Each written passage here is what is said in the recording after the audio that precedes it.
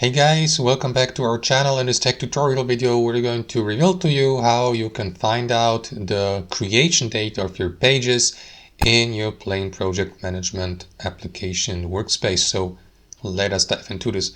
Alright guys, so navigate to workspace and also to the given project pages on the left panel. Let me go with that example page here. So let's assume you've been working with your team on that page, and I would like to find out how old the given page is and when it has been, so when it was created. So this is how you can check this, guys. You want to simply click into these three dots in the top right corner of the page, select version history, and that is going to redirect you to these three tabs: outline, info, and assets. So simply click into info, and here you will see the last editing date, which is 2 minutes ago, and also the creation date below, which is November 24th, here above the version history, guys. And that's how you do it. That's how you check the version or creation date of your page in Plane Project Management app. Thanks for watching. Hope you enjoyed it, got some value from it, and we'll see you next time on our channel.